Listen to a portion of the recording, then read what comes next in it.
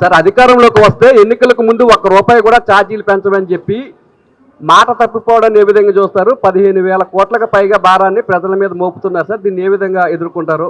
ఇంకా రానున్న రోజుల్లో పోరాటాన్ని ఏ విధంగా ముందుకు తీసుకువెళ్తారు?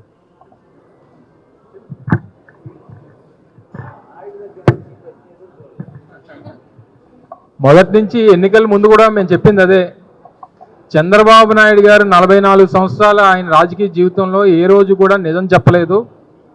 దయచేసి ఆయన ఇచ్చినటువంటి హామీలను నమ్మొద్దు, ఆయన చెప్పినటువంటి మాటలు నమ్మొద్దు అని చెప్పి ఎన్నికల ముందు ఏదైతే చెప్పామో మీరు ఈరోజు రుజువు చేశాడు ఆయన. ఎప్పుడన్నా ఎవరిని మోసం చేయగలం? నమ్మిన వాళ్ళనే మోసం చేయగలం. సో ప్రజలు మరొకసారి నమ్మారు, మళ్ళీ మోసపోయారు, 4వ సారి మోసపోయారు. సో దయచేసి ఇప్పటికన్నా ప్రజలు గ్రహించాలి.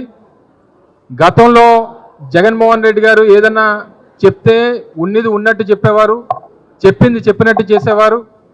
ఏ రోజు కూడా ప్రజలకి అబద్ధాలు చెప్పినటువంటి సందర్భం కానీ లేదా ఇచ్చినటువంటి హామీ నిలబెట్టుకోకుండా ఉన్నటువంటి సందర్భాలు కానీ ఏ రోజు జగన్మోహన్ రెడ్డి గారికి లేవు. చంద్రబాబు నాయుడు గారికి వెన్నతో పెట్టినటువంటి విద్య ఏంటంటే ఎన్నికల ముందు చెప్పినటువంటి ఏ ఒక్క హామీని నిలబెట్టుకునేటువంటి ట్రాక్ రికార్డ్ ఎప్పుడు కూడా చంద్రబాబు నాయుడు గారు 4 సార్లు ముఖ్యమంత్రి కాలంలో ఎప్పుడూ లేదు. ఇది మరొకసారి రుజువైంది. మరొకసారి మళ్ళీ జనాల్ని మోసపోవద్దని చెప్పి మీ ద్వారా కోరుతా ఉన్నాం. సాయిరెడ్డి సార్ వైసీపీ ఇండియా కూటమి వైపు చూస్తుంది అని చెప్పేసి ఒక వాదన వస్తుంది. ఇండియా కూటమి వైపు వైసీపీ చూస్తుంది అని చెప్పేసి ఈవెన్ కాంగ్రెస్ పార్టీ ఇండియా కూటమి నుంచి అధ్యక్ష బాధ్యతల నుంచి తప్పుకుంటే మీరు అటువైపు చూసే అవకాశం ఉందా? వైఎస్ఆర్ కాంగ్రెస్ పార్టీ అధ్యక్షులు జగన్మోహన్ రెడ్డి గారు చాలా స్పష్టంగా చెప్పారు. పలు సందర్భాల్లో నేను కూడా పార్లమెంటులో చెప్పడం జరిగింది. మేము అటు ఎన్డీఏ సైడ్ కానీ ఇటు ఇండియా కూటమి పార్టీల సైడ్ కానీ మేము లేము, మేము న్యూట్రల్గా ఉన్నాం, స్పీకర్ గారి చైర్కి ఎదురుగా కూర్చొని ఉన్నాం, మేము ఇటు కాదు మేము న్యూట్రల్ అన్నటువంటి విషయాన్ని పదే చాలాసార్లు కూడా చెప్పడం జరిగింది.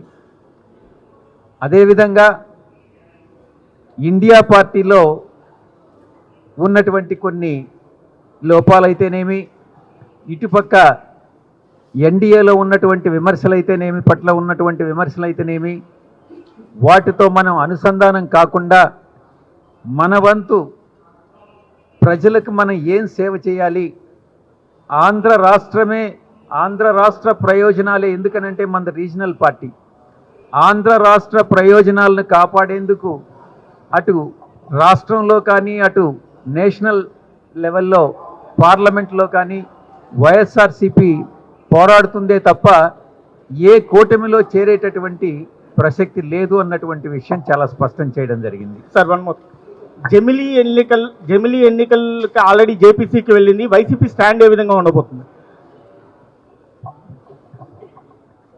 జమిలీ ఎన్నికలు 1 కంట్రీ 1 నేషన్ 1 ఎలక్షన్ ఈ యొక్క బిల్లుని లోక్సభలో నేను ఇంతకు ముందు కూడా చెప్పాను, తప్పకుండా ఈ బిల్లును ప్రవేశపెడతారు అని చెప్పాను. తిరుపతి మీటింగ్లో కూడా నేను మళ్ళీ కూడా మరొకసారి మీరు కానీ గుర్తు తెచ్చుకుంటే 2027 ఆఖరిలో ఎన్నికలు వస్తాయని చెప్పడం జరిగింది. చాలామంది ఈ బిల్లు ప్రవేశపెట్టరు అన్నటువంటి వాదనను వినిపించడం జరిగింది. కానీ నేను మొట్టమొదటి నుంచి చెప్తానే ఉన్నాను, ఈ బిల్లును ప్రవేశపెడతారు అన్నాను. అదే రకంగా ఈ బిల్లును ప్రవేశపెట్టడం జరిగింది. గత మన ప్రెస్ కాన్ఫరెన్స్లో కూడా నేను చెప్పాను, ఈ బిల్లును ప్రవేశపెడతారు, జేపీసీకి రెఫర్ చేస్తారని కూడా నేను చెప్పడం జరిగింది. అదేవిధంగా జేపీసీకి రెఫర్ చేయడం జరిగింది. జేపీసీలో నేను కూడా ఒక మెంబర్నే. జేపీసీలో మనం ఏ నిర్ణయం తీసుకోవాలి, బిల్లు ఇంట్రొడక్షన్ సమయంలోనే మామూలుగా ప్రభుత్వం బిల్లుని ఇంట్రడ్యూస్ చేసినప్పుడు తర్వాత చూసుకుందాంలేనని ఎవరు అపోజ్ చేయరు. అటువంటిది ఈ యొక్క బిల్లుకి ఇండియా కూటమంతా కూడా ఇంట్రొడక్షన్ సమయంలోనే మూజువాణి ఓటుతో కాకుండా వాయిస్ డివిజన్ కోరి దాని మీద ఎలక్షన్ పెట్టడం జరిగింది. మీకు తెలిసి ఎన్ని ఓట్లు వచ్చాయి అనుకూలంగా, ఎన్ని ప్రతికూలంగా వచ్చాయి అన్నటువంటి విషయం. అంటే వివిధ రాజకీయ పార్టీల్లో కొన్ని రాజకీయ పార్టీలు తీవ్రంగా వ్యతిరేకిస్తుంటే కొన్ని రాజకీయ పార్టీలు దీన్ని సపోర్ట్ చేస్తూ ఉన్నాయి. ఈ నేపథ్యంలో జేపీసీ అన్నటువంటిది ప్రతి రాష్ట్రానికి వెళ్తుంది. ప్రతి రాజకీయ పార్టీ, అక్కడ ఉండేటటువంటి రీజనల్ పార్టీస్ కానీ, నేషనల్ పార్టీస్ కానీ, స్థానికంగా ప్రతి రాష్ట్రంలో ఉన్నటువంటి నాయకుల మనోభావాల్ని, స్పీకర్ కానీ, డిప్యూటీ స్పీకర్స్ వీళ్ళందరి మనోభావాల్ని తెలుసుకొని జేపీసీ రిపోర్ట్ని సబ్మిట్ చేయడం జరుగుతుంది. ఇంతకు ముందే రామ్నాథ్ కోవింద్ గారి రిపోర్ట్ని, చాలా డీటెయిల్డ్ రిపోర్ట్ని మీరు వెబ్సైట్లో కూడా చూడొచ్చు. ఆయన దాంట్లో ఉన్నటువంటి ముఖ్యమైనటువంటి అంశాలు, దానిలో ఉన్నటువంటి ఇబ్బందులు కానీ, ప్రయోజనాలు కానీ అన్నిటినీ కూడా చాలా డీటెయిల్డ్గా చెప్పడం జరిగింది ఆ రిపోర్ట్లో. మళ్ళీ జేపీసీ కూడా తిరిగి అన్ని అంశాలని పరిశీలిస్తుంది. మన పార్టీ ఇంట్రొడక్షన్ వరకు మనకున్న ఆదేశాల ప్రకారం, మన పార్టీ అధ్యక్షులు ఇచ్చిన ఆదేశాల ప్రకారం మనం ఇంట్రొడక్షన్ స్టేజ్లో మనం అపోజ్ చేయలేదు. రేపు పార్టీ ఏ స్టాండ్ తీసుకోవాలి, వన్ నేషన్ వన్ ఎలక్షన్ అనే దాని మీద పార్టీ అధ్యక్షులు ఆలోచిస్తూ ఉన్నారు. ఆయన దగ్గర నుంచి ఆదేశాలు అందిన వెంటనే రేపు జేపీసీలో కానీ, ఆ తర్వాత పార్లమెంట్లో కానీ దీని మీద పార్టీ వైఖరిని మనం బహిర్గతం చేస్తామని మీకు సందర్భంగా తెలియజేస్తా ఉన్నాను. సార్, ఒక విషయం, ఎన్నికల సందర్భంలో, ఎన్నికల కంటే ముందు స్మార్ట్ మీటర్లు ఎక్కడైనా కనపడితే వాటిని నేలకేసి కొట్టండి, పగలగొట్టండి అని లోకేష్ మాట్లాడారు. ఎవరి విద్యుత్ వాళ్ళే తయారు చేసుకుని అవసరమైతే ప్రభుత్వానికే విద్యుత్ అమ్మేలా చేస్తాను, సంపద సృష్టిస్తానని చంద్రబాబు మాట్లాడారు. ఈ రెండు మాటలను పక్కదారి పట్టించి స్మార్ట్ మీటర్లు రైతుల మీటర్లకు కూడా బిగిస్తున్నారు.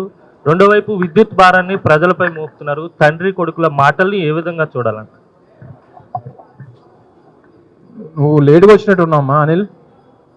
ఆల్రెడీ నాయుడు అడిగాడు సేమ్ క్వశ్చన్. స్మార్ట్ మీటర్లకు సంబంధించి ఏ మీటర్లకు సంబంధించినన్నా ఏది చేసినా, తండ్రికి చెప్పినా, కొడుకు చెప్పినా, ఎవరు చెప్పినా వాళ్ళు చెప్పినటువంటివి, ఎన్నికల ముందు చెప్పినవి ఏవి నమ్మొద్దని చెప్పాం. వైఎస్ఆర్ కాంగ్రెస్ పార్టీ చెప్పింది వాళ్ళు ఏం చెప్పినా ఎన్నికల కోసం, ఓట్ల కోసం, అధికారం కోసం మాత్రమే చెప్తారు. ఎన్నికలు అయిపోయిన తర్వాత అవి ఏవి గుర్తుండవు అనేటువంటి చెప్పాం. ఎన్నికల్లో ఏదైతే చెప్పామో ఇప్పుడు ఈరోజు అదే చేశారు. ఈరోజు కేవలం వచ్చినటువంటి 6 నెలల్లో 15,000 కోట్ల రూపాయలు భారం మోపారు. చివరికి ఎస్సీ ఎస్టీలకు ఇచ్చేటువంటి 200 యూనిట్ల వరకు ఏదైతే ఫ్రీ ఆఫ్ కాస్ట్ ఉండేదో దాన్ని కూడా ఈరోజు రద్దు చేసేటువంటి కార్యక్రమం చేశారు. అంటే ఏ వర్గానికి మేలు చేయాలని చెప్పి ఈరోజు ప్రభుత్వం ఉంది. ఏమి సంపద సృష్టిస్తున్నారు? ఈరోజు మన రోడ్ల మీదకి వెళ్తే కనబడతా ఉంది సంపద సృష్టి అంతా కూడా. హెల్మెట్ లేని వాళ్ళ దగ్గర డబ్బులు తీసుకుంటున్నారు, ముందు పెట్టుకున్నవాడికి, వెనకాల పెట్టుకున్నవాడికి, ప్రతిదీ కూడా ఏ డిపార్ట్మెంట్కి ఆ డిపార్ట్మెంట్ వదిలేస్తారు సంపద సృష్టి మీద. వైన్ షాపులోనేమో బెల్ట్ షాపులు అమ్ముకుంటున్నారు, పోలీసులేమో రోడ్ల మీద కేసులు రాసుకుంటున్నారు, మైనింగ్ వాళ్ళేమో మైనింగ్ దీని చుట్టూ తిరుగుతూ ఉన్నారు. కొన్ని చివరికి సంపద సృష్టి ఏదైనా చేస్తున్నారంటే అది లేదు, ప్రజలకు ఏదైనా మంచి చేస్తున్నారంటే అది లేదు. ఈ 1వ తారీఖు నుంచి అనుకుంటా, 1వ తారీఖు నుంచి రిజిస్ట్రేషన్ ఛార్జెస్ పెంచుతున్నారు. కొన్ని చేసిన ఒకళ్ళ సంపద సృష్టి మా మీద ఆరోపణ చేశారు. జగన్మోహన్ రెడ్డి గారి హయాంలో 3.5 లక్షల కోట్లు అప్పులు చేశారని. 3.5 లక్షల కోట్లు అప్పులు చేశాం. సంక్షేమం ఎంత ఇచ్చాం? 2,75,000 కోట్ల రూపాయలు సంక్షేమం ఇచ్చాం. 6 నెలల్లో 1,00,000 కోట్ల రూపాయలు అప్పులు చేసి ఏం సంక్షేమం ఇచ్చారు చెప్పానండి ఈ ప్రభుత్వం? సో దేనికి సమాధానం లేదు. సృష్టించినటువంటి సంపదకి దానికి లెక్కలు లేవు. చివరికి ఈరోజు ఏ రకమైనటువంటి పరిస్థితుల్లో ప్రజలు, మొన్న కూడా ఒక సమావేశంలో చెప్పాం, కూటమికి ఓటేసినటువంటి ప్రజలు, ఓటేయించుకున్నటువంటి నాయకులు అందరూ కూడా తలదించుకొని తిరిగేటువంటి పరిస్థితులు ఈరోజు గ్రామాల్లోని, ఊర్లోనే ఉన్నాయి.